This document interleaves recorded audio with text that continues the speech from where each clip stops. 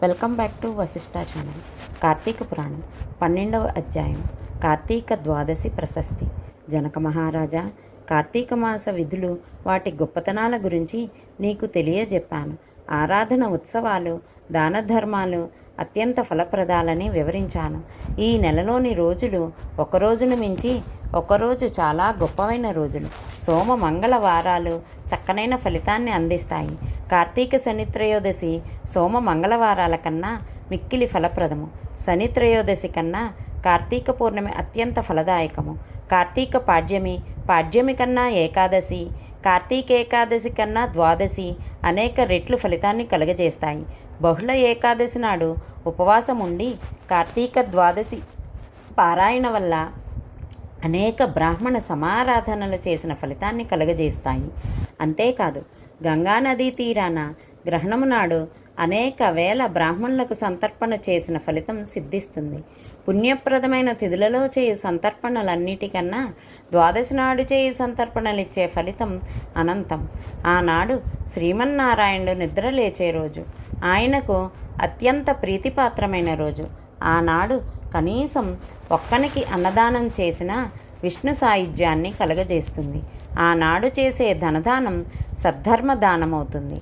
ఆనాడు గోదానం చేస్తే ఆ గోవులకున్న రోమాలెన్నో అన్ని సంవత్సరాలు సర్వాధిపత్యం లభిస్తుంది.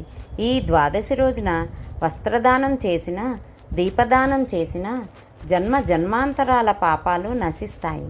దక్షిణ తాంబూలాలతో యజ్ఞోపవీతం దానం చేస్తే ఇహపర సుఖాలు సంప్రాప్తిస్తాయి. తులసి కానీ శాలగ్రామాన్ని కానీ దానం చేస్తే చతుస్సముద్ర వేలా వలయిత భూమిని దానం చేసిన సత్ఫలితం సమకూరుతుంది. రాజర్షి, ఇందుకు సంబంధించిన ఇతిహాసాన్ని వివరిస్తాను, ఆలకించుము. పావన గోదావరి నదీ తీరాన ఒక వైశ్యుడు ఉండేవాడు. దయాదాక్షిణ్యములు, యుక్తాయుక్తములు పాటించని కఠినుడు, దురాచారుడు. అతడు పొరుగురి ఒక విప్రునకు అప్పు ఇచ్చాడు. గడువు నాటికి విప్రుడు డబ్బు చెల్లించనందున శెట్టి అతని వద్దకు వెళ్ళి సొమ్ము ఇవ్వవలసిందని నిర్బంధించాడు. ఆ విప్రుడు మరికొంత గడువు కోరాడు. అప్పు తీర్చని వాడు అకల్పాంతం నరకం పొందుతాడు కనుక జంతువుగానైనా పుట్టి అప్పు తీర్చుతానన్నాడు. ఆ మాటలకు ఉగ్రుడైన ఆ వణిజుడు, ఈ జన్మకు నా రుణము తీర్చవు గాని మరుజన్మమున తీర్చదనని ఈసడించుచు రోషముతో వానిని కత్తితో పొడిచి వధించాడు. జరిగిన దానికి భయపడి తనను రాజభట్లు పట్టుకుందరన్న భయంతో కోమటి తన గ్రామానికి పారిపోయాను. కాలం గడిచిపోయింది. ఆయువు తీరి శెట్టి మరణించాడు. యమభట్లు వచ్చి వానిని తీసుకుపోయి నరకకూపంలోకి త్రోసి చిత్రహింసల పాల్చేశారు. ఈ శెట్టికి ధర్మవీరుడనే కుమారుడున్నాడు. తండ్రి వలే కాక ధర్మకార్యములు చేస్తూ, దాన ధర్మాలు చేస్తూ, పేదలను ఆదరిస్తూ మంచి పేరు సంపాదించుకున్నాడు. ఒకనాడు నారదుడు త్రిలోక సంచారం చేస్తూ ధర్మవీరుని గ్రామానికి వచ్చి అతని ఇంటికి వచ్చాడు.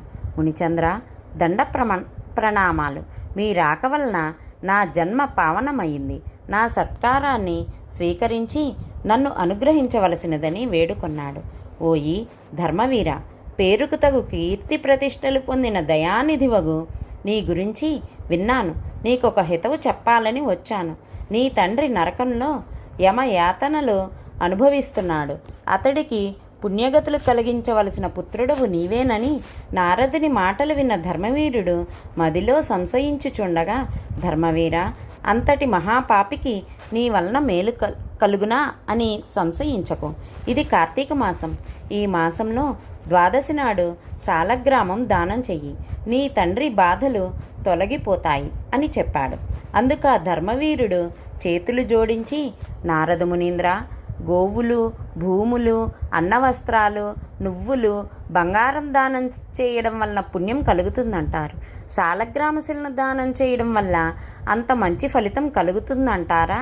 అదేమైనా ఆకలి తీరుస్తుందా, ఆర్తి తీరుస్తుందా అని ప్రశ్నించాడు.